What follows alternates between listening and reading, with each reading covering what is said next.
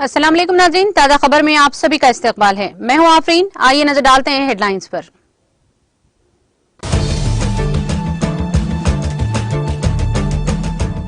Himachal Pradesh assembly इंतखाबात के वोटों की गिनती शुरू। काउंटिंग मराकज़ पर पुलिस के सख्त हिफाजती इंतजाम।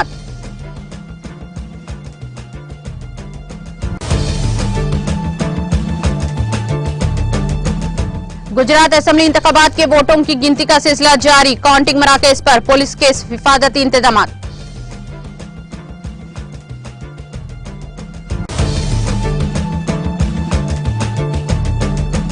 हुकूमत नदी जोड़ो प्रोजेक्ट पर तेजी से काम कर रही है। मरकजी वजीर गजेंद्र सिंह शेखावत का लोकसभा में बयान।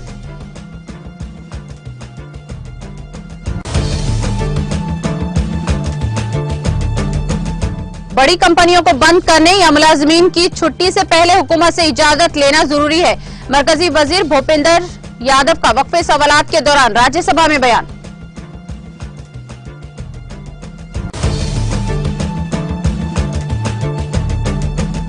और सब इंस्पेक्टर्स और कांस्टेबल्स उम्मीदवारों के जिस्मानी फिटनेस टेस्ट का इनेकाद। तेलंगाना भर के 11 मराकज़ पर मुनाकाद किया गया फिटनेस टेस्ट।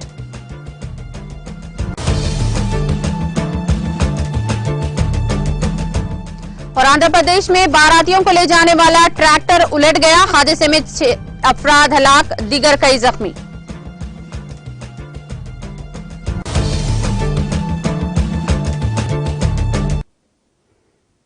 और अब खबरें तफसील से। हिमाचल प्रदेश असेंबली इंतखाबात के लिए वोटों की गिनती जुमेरात को सुबह 8 बजे सख्त सिक्योरिटी के दरमियान शुरू हो गई। जराये के मुताबिक रियासत में 59 मुकामात पर 68 गिनती मराकज़ पर वोटों की गिनती शुरू हो गई है। सबसे पहले पोस्टल बैलेट्स की गिनती की गई। वोटों की गिनती के लिए कम से कम 8 और ज्यादा से ज्यादा 14 मेजें लगाई गई हैं। रजिस्टर्ड सियासी जमात के एक एजेंट को हर मेज पर बैठने की इजाजत होगी। गिनती के 10 से 8 राउंड होंगे। वोटों की गिनती पर पुरअमन तरीके से मराकज़ के लिए सिक्योरिटी के खातिर ख्वाह इंतजाम किए गए हैं। तमाम गिनती मराकज़ पर सिक्योरिटी के 3 दर्जाती इंतजाम किए गए हैं। गिनती मरकज के अंदर किसी भी गैर मजाज शख्स को जाने की इजाजत नहीं होगी। मोबाइल फोन ले जाने पर भी मुकम्मल पाबंदी होगी। रवायती तौर पर इस बार रियासत में मुकाबला भारतीय जनता पार्टी, बीजेपी और कांग्रेस के दरमियान है।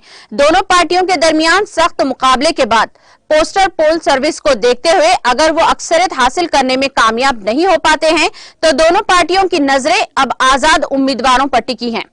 टिकट कटवाने की वजह से बीजेपी से 21 और कांग्रेस के 6 बागी आजाद उम्मीदवार के तौर पर इंतखाब लड़ने हैं। सर्वे में इंतखाबी नताइज वाजे न होने के से उम्मीदवारों के दिलों की धड़कनें बढ़ गई हैं।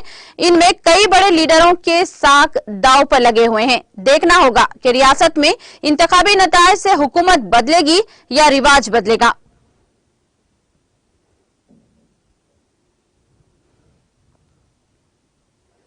गुजरात असेंबली इंतखाबात के लिए वोटों की गिनती जुमेरात की सुबह 8 बजे सख्त सिक्योरिटी के दरमियान शुरू हुई। Chief electoral officer P Bharati ने कहा कि वोटों की गिनती सख्त सिक्योरिटी के दरमियान हो रही है। बुध को ही पुरअमन गिनती की तमाम तैयारियां मुकम्मल कर ली गई हैं। रियासत भर में कुल 37 गिनती मराकज़ कायम किए गए हैं। तमाम 182 असेंबली सीटों के पोस्टल बैलेट की गिनती सुबह 8 बजे शुरू हुई और इलेक्ट्रॉनिक वोटिंग मशीनों ईवीएम की वोटों की गिनती सुबह 8:30 बजे से शुरू हुई। भारतीय ने बताया कि गिनती के अमल के दौरान 182 काउंटिंग मुशाहिद, 182 इंतखाबी ऑफिसर और 494 असिस्टेंट इलेक्शन ऑफिसर तैनात किए जाएंगे।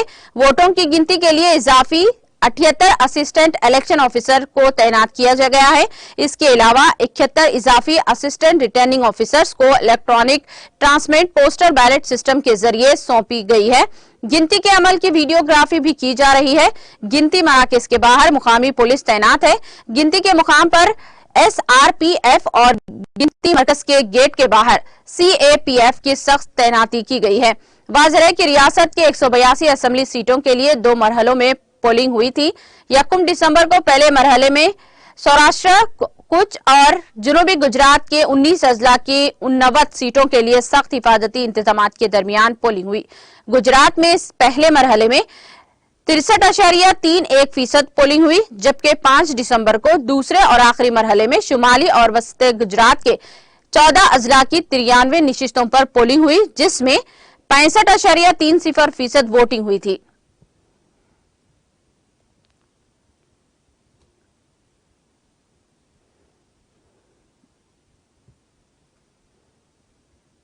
जल शक्ति के वजीर गजेंद्र सिंह शेखावत ने जुमेरात को कहा कि मरकजी हुकूमत नदी जोड़ो प्रोजेक्ट पर तेजी से काम कर रही है और सैलाब की वजह से नदियों के कटाव को रोकने के लिए तरजीही बुनियादों पर रियासतों की मदद की जा रही है।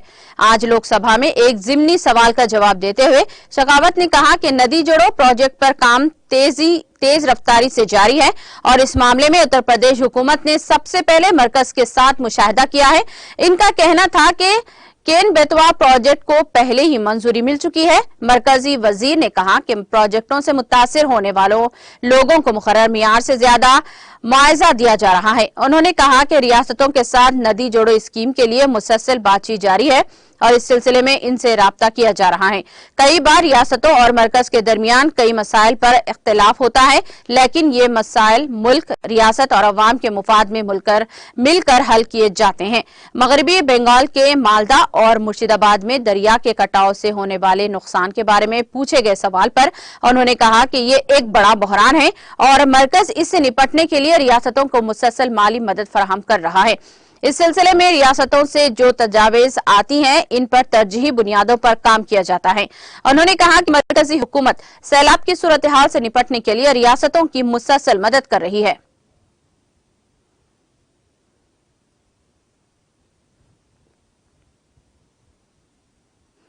हुकूमत ने आज राज्यसभा को बताया कि 100 से ज्यादा मुलाजमीन वाली कंपनियों के लिए कंपनी को बंद करने या मुलाजमीन की छुट्टी करने से पहले हुकूमत से इजाजत लेना जरूरी है।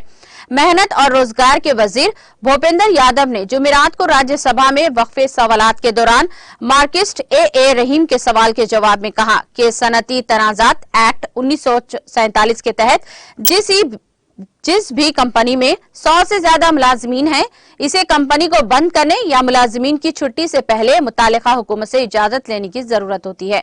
उन्होंने कहा कि एक्ट के इल्तिजाम की खिलाफ वर्जी करते हुए छुट्टी गैर कानूनी है। एक्ट में छुट्टी के लिए मुलाजमीन को अलहदा रकम देने का भी इल्तिजाम है। उन्होंने कहा कि दायरे इख्तियार के मुताबिक मरकजी और रियासती हुकूमतें वक्तन फवक्तन मुलाजमीन के मुफादात के तहफ़्फ़ुज़ के लिए मुख्तलिफ इक़दाम करती हैं। मिस्टर रहीम ने multi national information technology, social media और दीगर टेक्नोलॉजी कंपनियों में बरतरफी के बारे में सवाल पूछा था। मिस्टर यादव ने कहा कि सरकारी सतह पर ऐसी कंपनियों में मुलाजमीन की छुट्टी के बारे में कोई अददोशुमार नहीं रखे जाते हैं।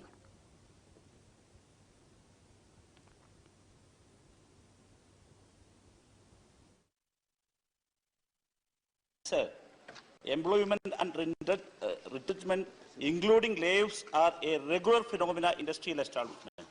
Sir, this is quite unfortunate answer, and this is quite evasive. Sir, what is the role of the government in this particular circumstances, especially in the area of layoff in the IT sector? Layoffs and retrenchment of the IT sector is a very grave issue in the country. Sir, very proudly, we can say that the Kerala government set up a welfare and protect scheme for this particular IT sector. My question is that, does the ministry have details of which states have such funds, such schemes? And does the union government intend to set up such a scheme for welfare for the IT employees? Honorable Minister. माननीय सभापति महोदय, जहां तक lay off का विषय है, industrial dispute act के section 2 में ले ऑफ की परिभाषा और तरीका दिया गया है और जहां तक इसके संबंध में कार्रवाई करने का प्रश्न है, जो राज्य कॉम्पिटेंट अथॉरिटी है वो इसके संबंध में कार्रवाई करने के अधिकारी हैं। जो भी आईटी फर्म्स जिन राज्यों में है वहां के जो कॉम्पिटेंट अथॉरिटी है वो ले ऑफ पे कार्रवाई करती है और यही मैंने अपने उत्तर में दिया है। Second supplementary. Sir, again, unfortunately, sorry to say that, sir, one line.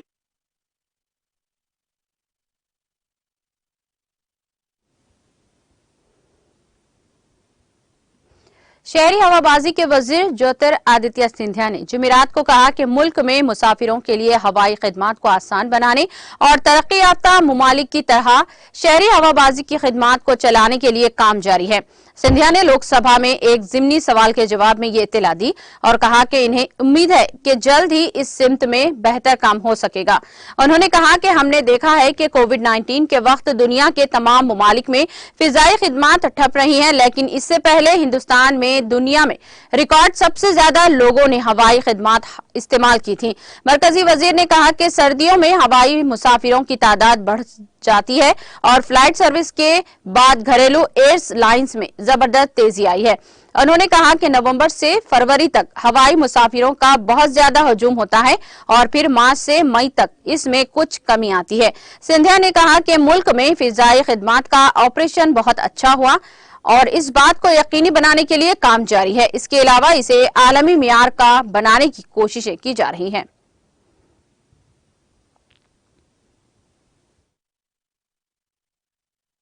A very valuable suggestion. We will certainly look into that matter. For us, our elderly folks, our elderly population is an extremely important segment of our population, and it is our job to make sure that traveling becomes seamless and a very flexible process for them. So I shall certainly take that suggestion on board. As far as Mr. Baranji's question, which remained unanswered, which is the B part of his question, let me commit to him that we have a very, very aggressive expansion plan for the current Chennai terminal. We are spending almost 2,895 crores for that expansion plan, and the probable date of completion is somewhere in 2024. As soon as that gets done, we will certainly inaugurate it. Along with that, let me also suggest to him and request him that we would like to build a greenfield airport in Chennai as well. There is a new site that has been co-located between the state government as well as the central government. 4 sites had been offered. We've focused on one, which is Parandur. TIDCO had sent their proposal for site clearance to us. We have reverted to them with comments last month. If you can hasten up that process, it will help us very much. Shri Shashi Tharoor ji.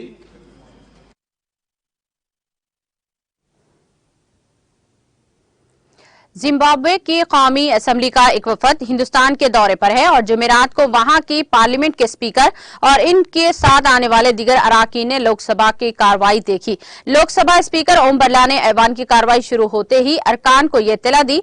उन्होंने कहा कि Zimbabwe की parliament का एक वफद आज parliament gallery में भी बैठा है। वो अपनी और ऐवान की तरफ से जिम्बाब्वे की कौमी असेंबली के स्पीकर इज्जत-ए-माब एडवोकेट जेकब एम और पार्लिमानी मेंबरान का इस्तकबाल करता हूं। उन्होंने बताया कि जिम्बाब्वे का वफद 5 दिसंबर को हिंदुस्तान पहुंचा था और दिल्ली के अलावा आगरा का भी दौरा करेगा। वफद 10 दिसंबर बरोज़े हफ्ता वतन वापस लौट जाएगा। बिरला ने कहा कि हम इनके अपने मुल्क के खुशगवार और कामयाब दौरे की ख्वाहिश करते हैं और इनके जरिए हम जिम्बाब्वे की पार्लियामेंट हुकूमत और जिम्बाब्वे के अवाम को अपनी मुबारकबाद और नेक ख्वाहिशात का इजहार करते हैं।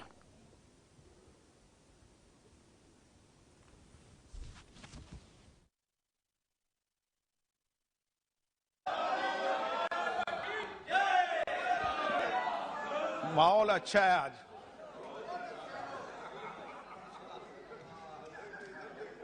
माननीय सदस्यगण, मुझे आपको सूचित करना है कि आज सदन में विशिष्ट दीर्घा में जिम्बाब्वे के संसदीय प्रतिनिधिमंडल के सदस्य विराजमान हैं।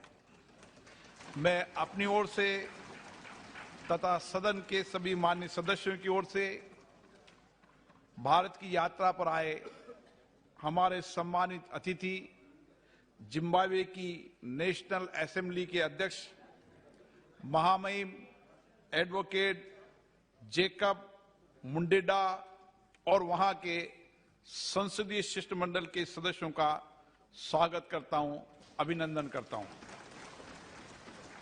जिम्बाब्वे के संसदीय शिष्टमंडल का भारत आगमन सोमवार 5 दिसंबर 2022 को हुआ था।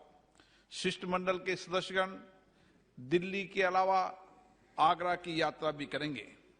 उनका शनिवार दिनांक 10 दिसंबर 2022 को भारत से प्रस्थान होगा। हम अपने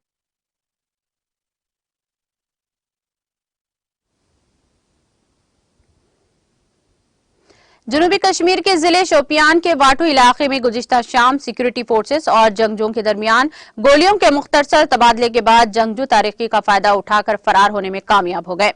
सरकारी जराये ने बताया कि शोपियान के वाटू इलाके को बुध की शाम पुलिस, फौज और सीआरपीएफ की मुश्तरका टीम ने मुहासरे में लेकर तलाशी ऑपरेशन शुरू कर दिया है। उन्होंने कहा कि जूं ही तलाशी ऑपरेशन की एक टीम मुश्तबा मुकाम के नजदीक पहुंची तो वहां छुपे जंगजुओं ने इन पर फायरिंग शुरू कर दी। इनका कहना था कि सिक्योरिटी फोर्सेस ने जवाबी कार्रवाई की, जिसके नतीजे में तरफीन के दरमियान तसादुम छिड़ गया। मज़कुरा ज़राए ने बताया कि इब्तिदाई फायरिंग के बाद खामोशी छा गई। उन्होंने कहा कि तलाशी ऑपरेशन को मजीद तेज कर दिया गया और इस दौरान कोई भी जंगजू वहां मौजूद नहीं पाया गया, जिसके बाद ऑपरेशन को मुअत्तल कर दिया गया। इनका कहना था कि तलाशी के दौरान 2 फिरान, 2 पिस्तौल गोलियां और AK-40 राइफल की 3 गोलियां बरामद की गई।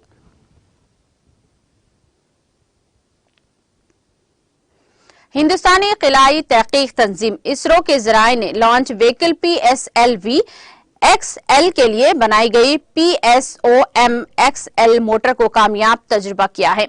इसरो की तरफ से दी गई इत्तला में बताया गया है कि economic expo Swiss limited Nagpur ने लॉन्च व्हीकल के लिए मोटर तैयार की, जिसका कल श्रीहरिकोटा लॉन्च साइट से तजुर्बा किया गया था, जो पूरी तरह कामयाब रहा। Vikram Sarabhai space centre VSSC ISRO ने नागपुर की कंपनी को साल 2019 में खिलाई गाड़ी के लिए मोटर तैयार करने की टेक्नोलॉजी भेजी थी। कंपनी ने PSLV XL के PS और मरहले के लिए PSOM XL मोटर तैयार की है। बताया गया है कि आज के टेस्ट ने साबित कर दिया कि अब इंडस्ट्री भी PLVC के लिए PSO स्टेज मोटर भी बना सकती है। सनतों की मदद से PSLV तैयार करने के हदफ की तरफ बढ़ा गया है। ये पहला कदम है।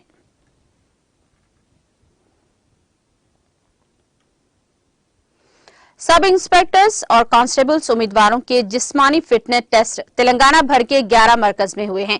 इस टेस्ट के सिलसिले में उम्मीदवार जुमेरात की सुबह हैदराबाद, साइबराबाद, रचकोंडा, वरंगल, करीमनगर, खम्मम, महबूबनगर, नलगुंडा, संगारेड्डी, आदिलाबाद और निजामाबाद के मरकज पहुंचे। उम्मीदवारों को मुकम्मल जांच के बाद मरकज में दाखिल होने की इजाजत दी गई। फिटनेस टेस्ट को CC कैमरों से रिकॉर्ड किया गया। प्रीलिमिनरी इम्तिहानात में कामयाबी उम्मीदवारों के लिए जिस्मानी टेस्ट मुनक्कद किया गया। 4 जनवरी तक रियासत भर के 12 मराकज पर ये इवेंट्स मुनक्कद की जाएंगे।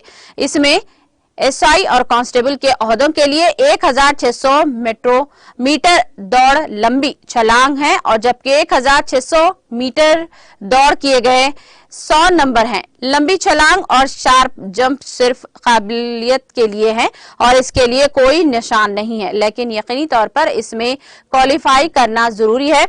Admit card, intimation letter, community certificate उम्मीदवार को साथ लाना जरूरी है। किसी भी सूरत में फील्ड में मोबाइल फोन की इजाजत नहीं है।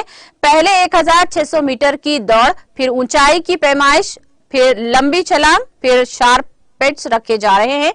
पुलिस ने वजाहत की कि टेक्नोलॉजी का इस्तेमाल करते हुए ये दौड़ मुनक्कद की जा रही है। उन्होंने कहा कि इस मकसद के लिए 300 पुलिस मुलाजिमीन दस्तियाब रहेंगे। ये अमल 22 दिसंबर तक मुकम्मल कर लिया जाएगा। निजामाबाद पुलिस कमिश्नर नागाराजू ने कहा कि दौड़ में पहले दिन 600 उम्मीदवार हिस्सा ले रहे हैं, दूसरे दिन 800 उम्मीदवार हिस्सा ले रहे हैं, तीसरे दिन लड़कियों का टेस्ट होगा। उन्होंने कहा कि इसमें टेक्निकल तरीके का इख्तियार किया जा रहा है। खत की जांच के लिए सेंसर्स का इस्तेमाल किया जा रहा है।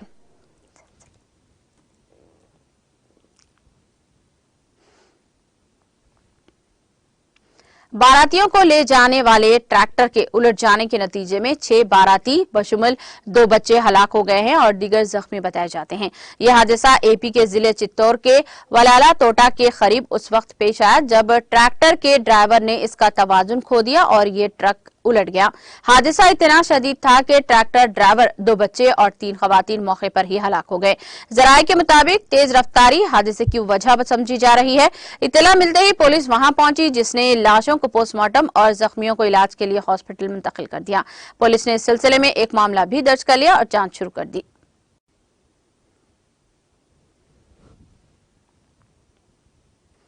शहर हैदराबाद के कंचनबाग पुलिस स्टेशन के हुदूद में चंपापेट पोचम्मा गड्ढा इलाके में कल रात घरों के बाहर ठहराई गई 3 बाइक्स को नामालूम अफराद ने आग लगा दी।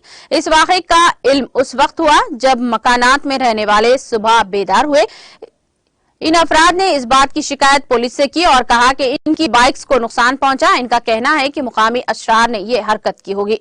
उन्होंने इन मुलजिमीन के खिलाफ पुलिस में कार्रवाई का मुतालबा किया। इस वाक़े की इत्तला के साथ ही पुलिस वहां पहुंची, जिसने ज़ाब्ते की कार्रवाई करते हुए शवाहिद जमा किए।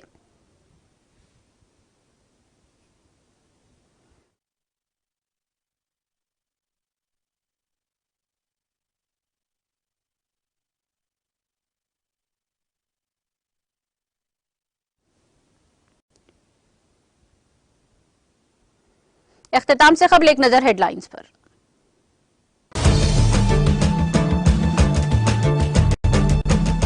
हिमाचल प्रदेश असेंबली इंतखाबात के वोटों की गिनती शुरू। काउंटिंग मराकज पर पुलिस के सख्त तरीन हिफाजती इंतजाम।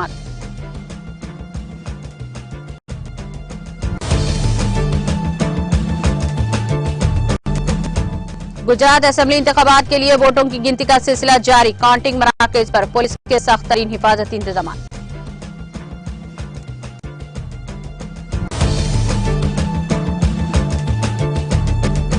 हुकूमत नदी जोड़ो प्रोजेक्ट पर तेजी से काम कर रही है। मरकजी वजीर गजेंद्र सिंह शेखावत का लोकसभा में बयान।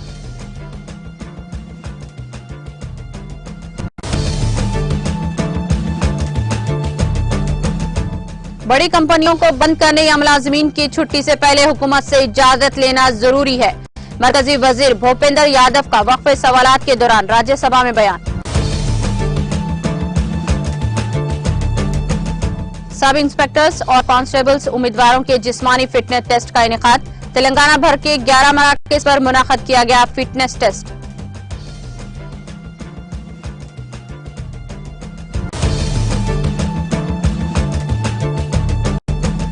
और आंध्र प्रदेश में बारातियों को ले जाने वाला ट्रैक्टर उलट गया। हादसे में 6 अफराद हलाक, दीगर कई जख्मी।